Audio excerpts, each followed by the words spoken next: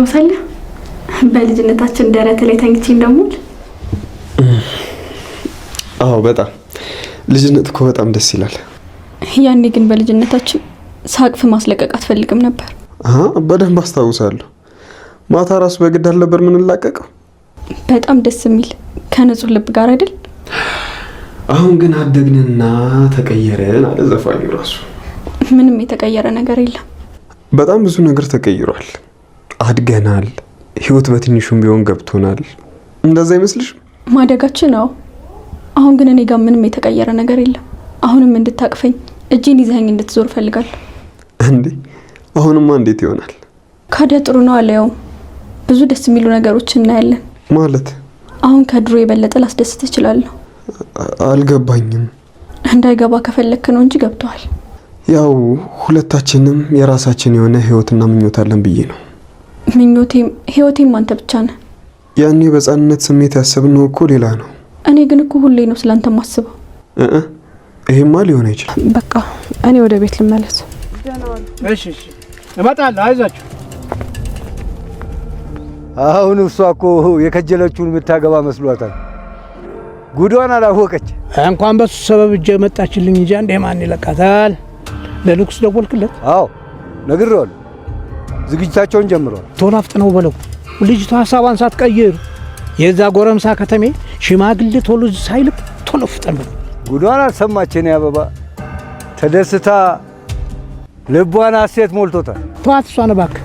ማንም ሳይሰማ ቶሎ መዳር ነው። እናቷ ሰው አትሆን። እሱማ አብድ ትሆናለች። ያንን ከተማ አታገባም ስትል ቆይታ አሁንማ ይሄ እንጃላት ብቻ ሰው። እስቲ እናያለን ማን እንደሚቀድም። በቀደም አይደለም ብረትን መቀጥቀጥ እንደጋለ ነው አይደለም። አሁን ወስጄ ቶሎ እጥራታ። አዴ አዴ አዴ ቆይ አንተ አባት አይደለህ እንዴ? ልጄ ምን አድርጌ ነው የምትላት? ልጄ መልስልኝ። ተዋት ልጄን። ቆየት አደረካት። ልጄን መልስልኝ። ልጄ የት ነሽ ያለሽ? ችግር የለም። ኧረ ምንም የተፈጠረ ችግር የለም። እናማዬ ምን ነክቶሽ ነው? እንደው ልጄ ይቅር በይ። ከምንም ላስጠልሽ ልጠብቅሽ አልቻልኩም። እናንተ እኮ ይሄን ኑሮ አይገባችሁም። እንደው ይቅር በይ ልጄ። እንዴ ማዬ አንቺ ምን አደረግሽ? እባክሽ ራሽን አትውቀሽ። እንደው ምን ነኝ አንቺን ይቅርታ መጠየቅ ያለብኝ? ከሞቀ ኑሮሽ ከሞቀ ተዳርሽ አውጥቼ እንደዚህ ብቻሽን ተሸሽገሽ እንድትኖር ያደረኩሽ። አይ እኔ እሱ መቸገሬ ልጄ። አባትሽ ኖረም አልኖረም እኮ ዋጋ ቢኖረው ኖሮ ተው ያልኩትን ነገር ይሰማኝ ነበር። መች እንደሚስት ሰማኝ። እማዬ አንቺ እኮ ለኔ ያደረግሽልኝና የሆንሽልኝ ነገር እንደዚህ በቀላል ቃላት የሚገለጽ አይደለም። ብቻ ፈጣሪ እድሜ ሰጥቶሽ ውለታሽን ለመክፈል ያብቃኝ። አውቃለሁ እኮ መክፈል እንደማልችል፣ ግን በቃ ሁሌም ደስተኛ ሆነሽ ኖሪልኝ። እንደው ፈጣሪ የልብሽን መሻት ይሙላልሽ ልጄ፣ ያሳካልሽ፣ ሙሉ ይስጥሽ። አሜን እማዬ። እንዲች ብለሽ ሀሳብ አይግባሽ። ደግሞ እኮ ላንቺ መቸገርና ጭንቀት የሚገባሽ እናት አይደለሽ። ደግሞ ነው ያለውልሽ። ሁሌም ደስተኛ ሆነሽ ኖሪልኝ። አደለ ውጭ የለችም አልኩ እኮ። ነይ ውጭ ብያለሁ። ነይ ውጭ። የለችም። ከየት ትምጣ? እማዬ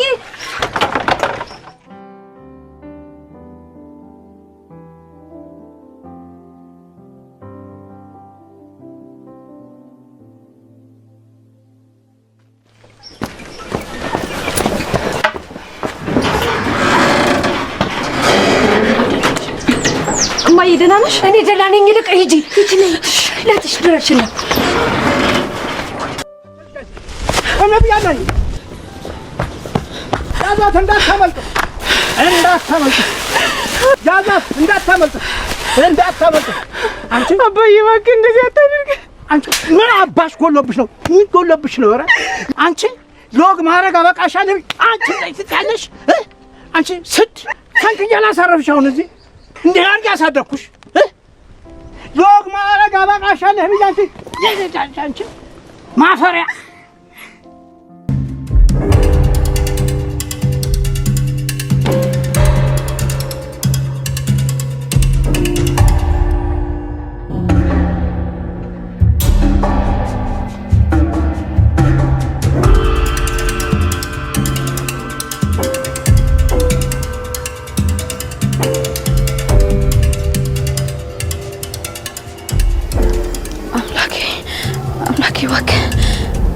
ጊዜ ብቻ ትንሽ ጊዜ አምላኬ እባክህን ለማዞራ መድረስ አለብኝ። ፈጣሪ እባክህን ትንሽ ጊዜ ስጠኝ።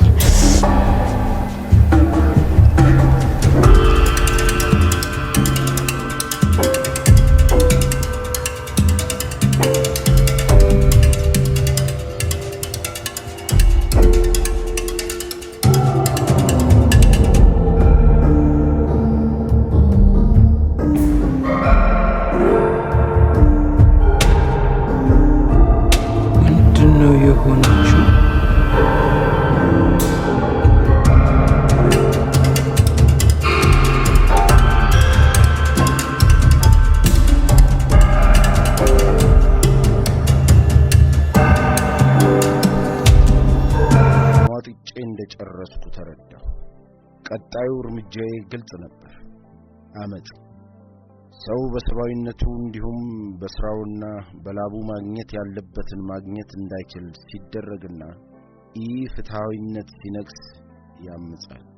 በመጀመሪያ ወደ አእምሮዬ የመጣው ሐሳብ በመሳሪያ አስፈራርቼ ገንዘቤን በመቀበል ውስጤ የገባውን ንዴት ማብረድ ነበር። ሰለሞንም ሆነ አቶ እንዳለ የሚነግዱበትን ገንዘብ በሱቃቸው ውስጥ የሚያስቀምጡበት በግምት 200 ኪሎ የሚመዘን ካዝና አለ። በዚህ ካዝና ውስጥ በየቀኑ የሚያገላብጡት ገንዘብ ቢያንስ 500,000 የኢትዮጵያ ብርና ከ100,000 በላይ እንደሚኖር በሚገባ አውቃለሁ። ስለዚህ ሱቃቸው ድረስ ሄጄ የካዱኝን ገንዘቤን አስፈራርቼም ቢሆን ለመቀበል ወሰንኩ። ሳሉል ሳላድር ይህንን ውጥኔን ለማሳካት የሚረዳኝን መሳሪያ ለማግኘት ወደ ናዝሬት ሄድኩ። በማግስቱ ሐምሌ 4 ቀን 1988 ዓመተ ምህረት 2 F1 ቦምብ በኪሴ አንድ ማካሮፍ ሽጉጥ ደግሞ የሱሬ ቀበቶ ውስጥ ወጥፌ ከቀኑ 8 ሰዓት ተኩል ላይ አዲስ አበባ መርካቶ ከሚገኘው የነ ሰለሞን የኤሌክትሪክ ዕቃዎች መሸጫ ሱቅ ገባሁ። በሱቁ ውስጥ ጥቂት የሚስተናገዱ ገበያተኞች ነበሩ። ሰለሞንና አቶ እንዳለ ዓለሙም ሱቅ ውስጥ ነበሩ። የመግቢያው በር ላይ እንደቆምኩ ድምጼን ከፍ አድርጌ መናገር ጀመርኩ። ዛሬ የመጨረሻ ቀናችን ነው። ዛሬ እውነተኛ ቀናችን ነው። በተደጋጋሚ መጥቼ ገንዘቤን ጠይቄያችሁ ነበር። ትናንት ስልክ ደውዬ ገንዘቤን ስጠይቅ ገንዘብም በማይሆን የስልክ ምትርክ አትጨርስ ብለውኝ ነበር። አሁን ምክራችሁን ሰምቼ በአካል መጥቻለሁ። ዛሬ ገንዘቤን የማትሰጡኝ ከሆነ አንነታረክም። እነኚህ 2 ቦምቦች ትክክለኛውን ፍርድ ይሰጡናል አልኩና አንደኛውን የእጅ ቦምብ ከጃኬቴ ኪሴ አውጥቼ ከፍ አድርጌ ለሰለሞንና ለአባቱ አሳየሁ። በሱቅ ውስጥ የነበረው ገበያተኛ ቀስ እያለ ሹልክ ብሎ ወጣ። እኛን በቦምብ ማስፈራራት አትችልም። ማንም አይፈራ። ቢቀርብህ ይሻላል። በኋላ እንዳይቆጭ እኔን መግደል ትችላለህ። ገንዘብ የሚባል ነገር ግን አንፈራ እንዳይቆጭ አሉ የሰለሞን አባት። ንግግራቸው ስላናደደኝና ተስፋ ስላስቆረጠኝ ወደ ባንኮኒው በሁለት እርምጃ ጠጋልኩ። ወደ ቀኝና ግራ አይኖቼን እያዟዟርኩኝ ሳይ ሰለሞን ከዓይኔ ተሰወረ። ባንኮኒ ውስጥ ፈርቶ እንደተደበቀ ገባኝ። የሚቆጨኝ በልጅነት ያገኘሁትን ገንዘብ መነጠቄ። ገንዘቤን አጥቼ ተቸግሬ እናንተን መለመኔና መለማመጤ ነው የሚቆጨኝ። አሁን በፍጥነት ገንዘቤን ስጡኝ። ካዝናህን ክፈትና በዚህ ቦርሳ ገንዘቤን ስጠኝ ብዬ ጀርባዬ ላይ የነበረውን የልብስ መያዣ ቦርሳ ወደ ባንኮኒው ወረወርኩላቸው። ወደ በሩ ተጠግቼ ገንዘቤን ቦርሳ ውስጥ ክተት፣ ገንዘቤን ቶሎ ስጠኝ ማለቴን ቀጠልኩኝ።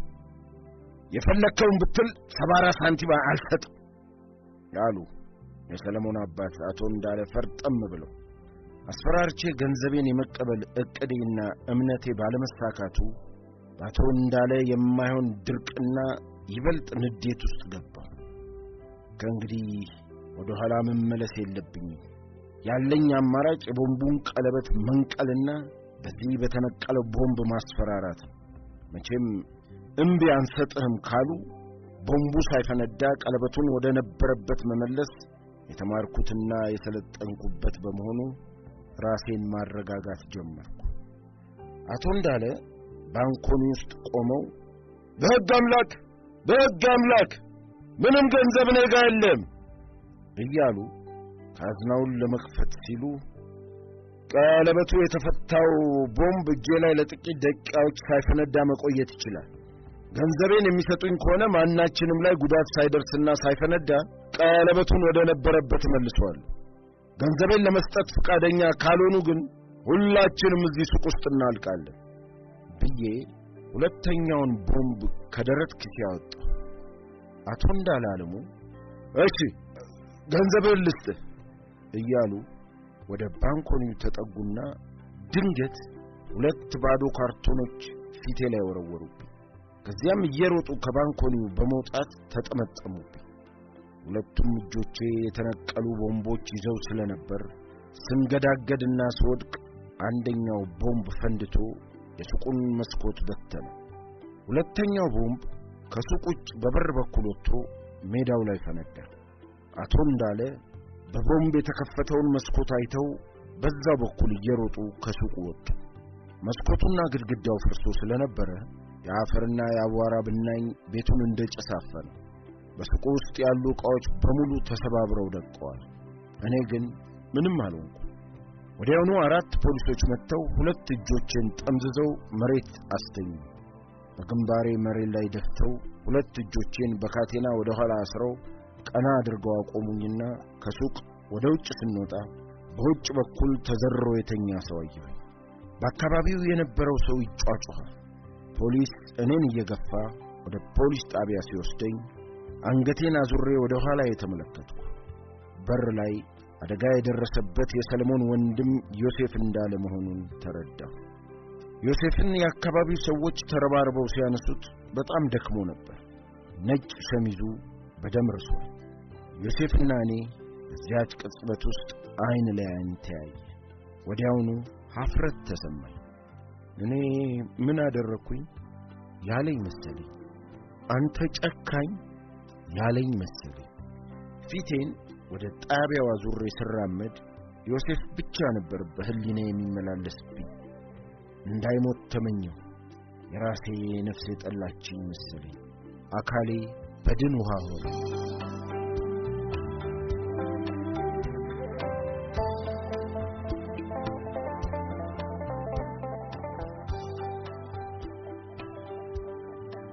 የማንነት መሰረት ሄግ ሆላንድ።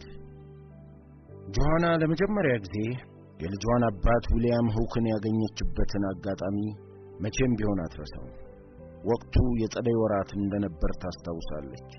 1938 እንደ ኤሮፓውያን አቆጣጠር።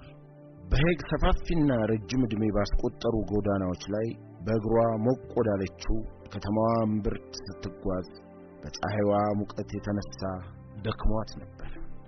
ሌስ ጁሊያንስ ካፌ የሚል ማስታወቂያ ሰሌዳ የተሰቀለበትን ቡና ቤት ስትመለከት አረፍ ብላ ቡና የመጠጣት ፍላጎቷ ተቀሰቀሰ። ቡና ቤት ውስጥ ገብታ በአይኗ ያልተያዘ ባዶ ወንበር ፈልጋ እንደተቀመጠች የቤቱ ባለቤት ዊሊያም ሊታዘዛት ወደሷ ሄደ። ለቅጽበት አይን ለአይን እየተያዩ ቆዩ። ይሄ ክስተት ከ4 ዓመት በፊት የተከሰተና ጆሃናን ከዊሊያም ሁክ ያገናኘ አጋጣሚ ነበር።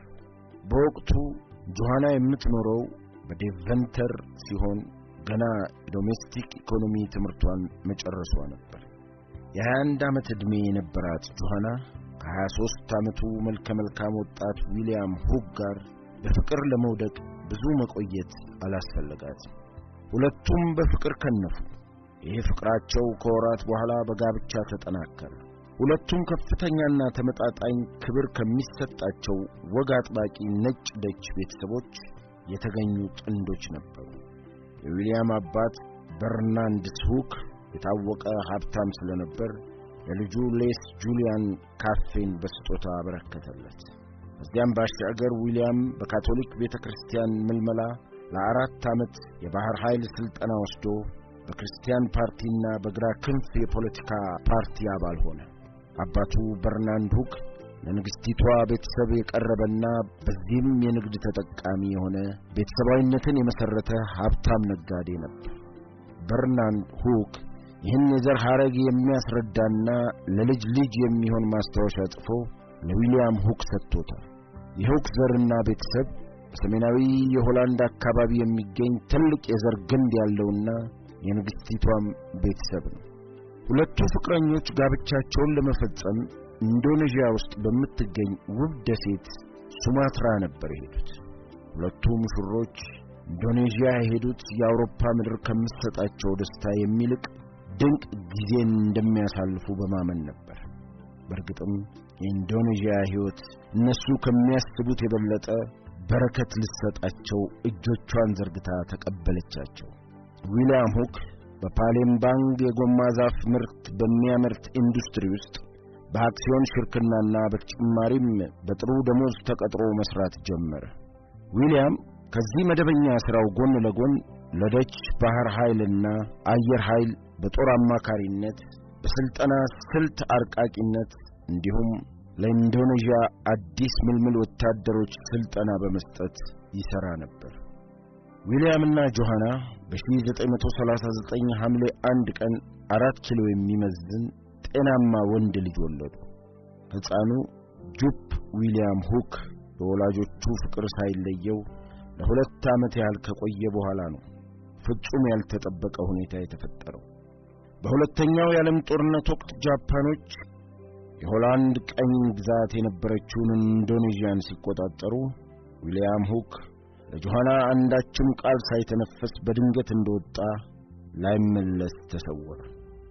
በኢንዶኔዥያ ይኖሩ የነበሩ ሆላንዳውያን በወረራው ምክንያት ሀገሪቱን ሲለቁ ከሮያል ደች ኢንዶኔዥያ ጦር ሰራዊት የተላለፈላቸውን ትዕዛዝ እየፈጸሙ ነበር። ትዕዛዙ እንደ መኪናና ብስክሌት ያሉ ማንኛውንም መገልገያ ንብረቶቻቸውን እያወደሙ እንዲሄዱ ነበር። ይህንንም የሚያደርጉት ንብረታቸውን ወራሪዎቹ ጃፓኖች እንዳይጠቀሙበት በማሰብ ነበር። በጊዜው በዓለም በግዙፍነቱ የሚታወቀው የሆላንድ HVA ካምፓኒ በመላው ዓለም ከተከላቸው በርካታ የስኳር ፋብሪካዎች መካከል አንዱ የሚገኘው በኢንዶኔዥያ ነበር። ጃፓኖች ኢንዶኔዥያን መቆጣጠራቸው እውን እየሆነ ሲመጣ ሆላንዶች ይህን ፋብሪካ በአንድ ወር ጊዜ ውስጥ ነቅለው ለመውሰድ እቅድ አወጡ። በኢንዶኔዥያ የነበሩ የደች ወታደሮች ብዛት እስከ 50,000 ይደርሳል።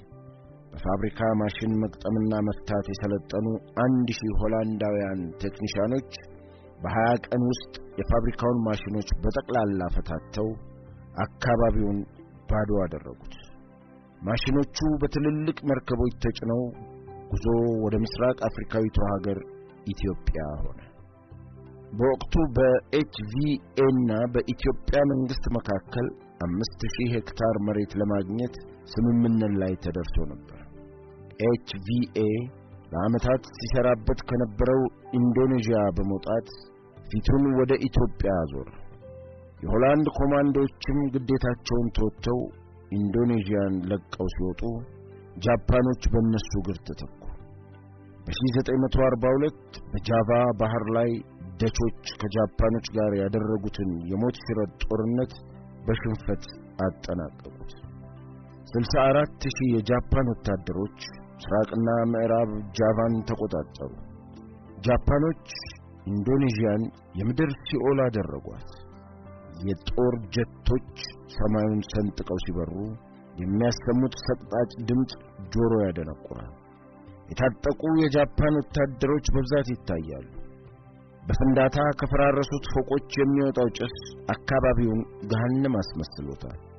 በወትሮ አነስተኛ የቤት መኪኖች የሚተላለፉበት ሰፊው የአስፋልት መንገድ ላይ ታንክና ከባድ የወታደር መኪኖች ብቻ ይርመሰመሳሉ። አልፎ አልፎ ከአየር ላይ የሚወረወረውን ቦምብና ተባራሪ ጥይት ለማምለጥ የሚሽለኮለከውን ሰው ማየት ራሱን የቻለ ትርኢት ነው። በየመንገዱ ጥጋጥግ ያለው የአስከሬን ብዛት ሲታይ የሰው አቅል ያጣ ሩጫ ሲያንስ ነው ያስብላል።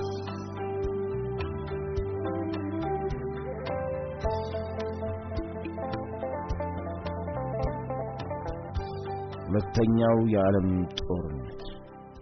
ጆሃና ሄርሚና የ2 ዓመት ወንድ ልጇን ጁፕ ሁክን አቅፋ ቤቷን ቆላልፋ ከውጭ የሚሰማውን ሁከት እያዳመጠች በጭንቀት ተውጣ ተቀምጣለች። በሕይወት እያለች ሕፃን ልጇ ጁፕ ይህን ሰቆቃ ከሚያይ ምድር ተከፍታ ብትውጣት ትመርጥ ነበር።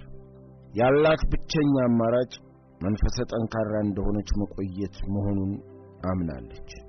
የጁፕን ጭንቅላት እየዳበሰች እንዳይፈራ በሚገባው ቋንቋ አበረታታችው። ሕፃኑ ጁፕ በውጭ ያለው ሁካታና የእናቱ ጭንቀት ግራ ጋብቶት አንዴ ወደ በሩ ሌላ ጊዜ ደግሞ ወደ እናቱ ያያል።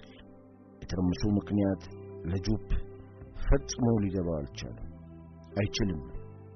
የጁፕ ወላጅ አባት ዊሊያም ሁክ በጃፓን ወታደሮች በጥብቅ ከሚፈለጉ ሰዎች መካከል ዋነኛው በመሆኑ ነው ስጋቷ የበለጠ የጨመረው።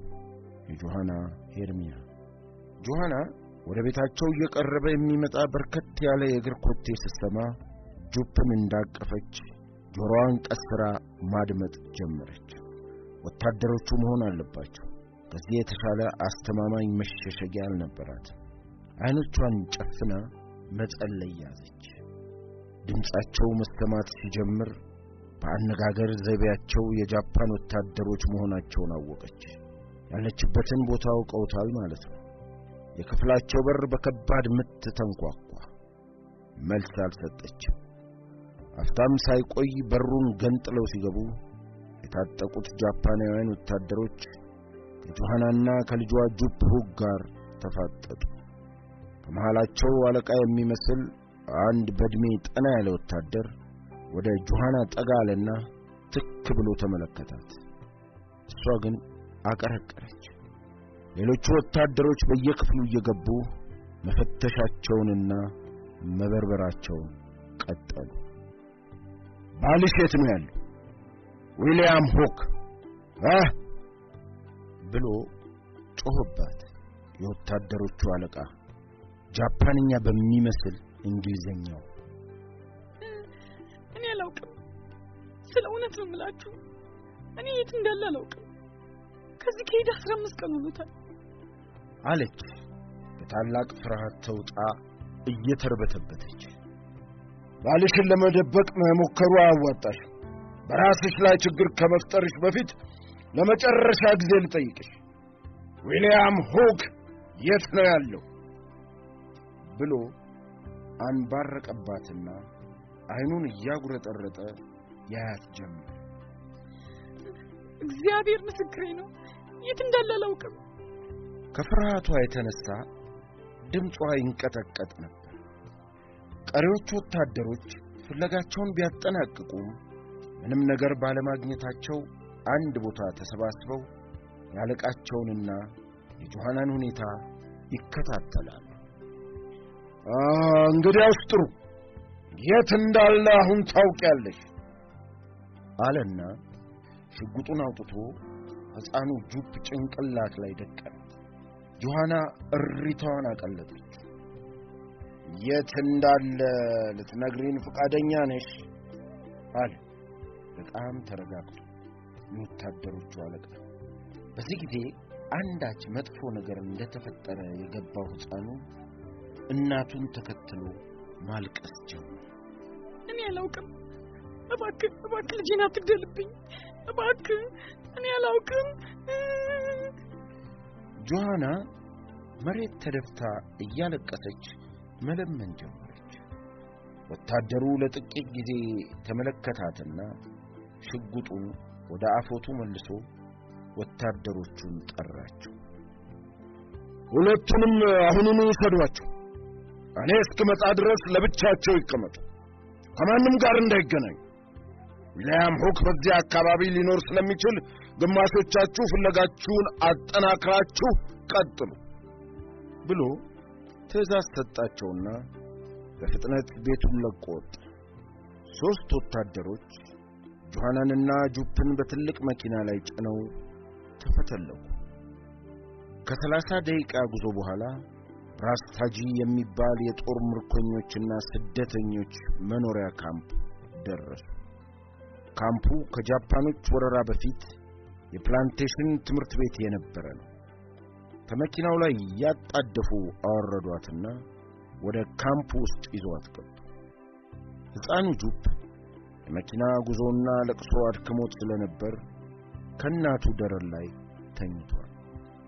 በካምፕ ውስጥ በርካታ ምርኮኞችና ስደተኞች ይኖራሉ። ጃፓኖች የጁፕን አባት ዊሊያም ሁክን ለማግኘት ብዙ ጊዜ አልወሰደባቸውም። ነገር ግን እሱን እንደሚስቱና ልጁ በዚህ የጦር ካምፕ ውስጥ አልነበረም ያቆዩት። ሁለተኛው የዓለም ጦርነት እስኪያበቃ ድረስ ለ4 ዓመት በርማ በሚገኘው የጦር ካምፓቸው ነበር ያሰሩት። ሚስቱ ጆሃናና ወንድ ልጁ ጁፕ ሁክም ጦርነቱ አብቅቶ ለ4 ዓመት የቆዩበትን ካምፕ ለቀው ሲወጡ ጁፕ የ6 ዓመት ልጅ ሆኖ ነበር። በ4 ዓመት የካምፕ ኑሯቸው እናትና ልጁ መፈጠራቸውን እስኪጠሉ ድረስ ተሰቃይተዋል፣ ተርበዋል፣ ለዘላለም የማይሽር የህሊና ጠባሳ አትርፈዋል። ጁፕ ሁክ የ2 ዓመት ሕፃን ሆኖ ወደ ካምፑ ሲገባ የነበረው 13 ኪሎ ክብደት ከ4 ዓመት ቆይታ በኋላም የ6 ዓመት ልጅ ሆኖ ካምፑን ሲለቅ ከነበረው ክብደት ጋር ተመሳሳይ ነበር። በዚህ ሁሉ የስቃይና የሰቆቃ ኑሮ መሃል ግን ጆሃናና ልጇ ጁፕ ሁክ ማናቸውም እናትና ልጅ ሊዋደዱ ከሚችሉት በላይ ተዋደዋል። እርስ በርሳቸው ተጽናንተዋል። አንዳቸው ለአንዳቸው ደህንነት መስዋዕትነት ከፍለዋል። የመከራው ሕይወት በሁለቱም ልቦች ውስጥ እውነተኛ ፍቅርን ለዘላለም አትሞ አልፏል። በ4 ዓመቱ የካምፕ አሰቃቂ ሕይወት ለጁፕም ከጆሃና በላይ ማንም ሰው የሌለ ያክል በፍቅር አስተሳስሯቸዋል። ጦርነቱ ካበቃ በኋላ ዊሊያም ሁክ ወደ ሀገሩ ከመመለስ ይልቅ ታይላንድ ባንኮክ ውስጥ መኖርን መረጠ። ከልጁናት ከጆሃና ሄርሚና ቴስኪንስ ጋርም ተፋቶ የደች ዝርያ ያላትን ታይላንዳዊት አገባ።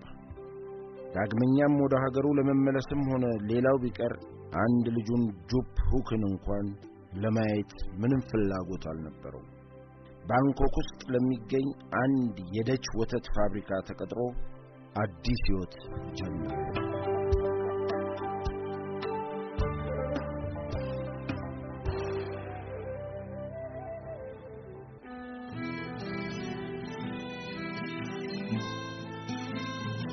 አመፀኛው ክልስ ደራሲ ዳንኤል ሁክ ተራኪዎች ተስፋዬ ገብረሃናና እመቤቱ ገብርኤል አመፀኛው ክልስ በእውነተኛ ታሪክ ላይ የተመሰረተ በአማርኛና በደች ቋንቋ ተርጉሞ ለንባብ የበቃው አመፀኛው ክልስ የተሰኘው በእውነተኛ ታሪክ ላይ የተመሰረተው የመጽሐፍ ትረካ የመጀመሪያው ክፍል የሰማችሁትን ይመስል ነበር። ሁለተኛውን ክፍል ነገ ይዘን እንቀርባለን።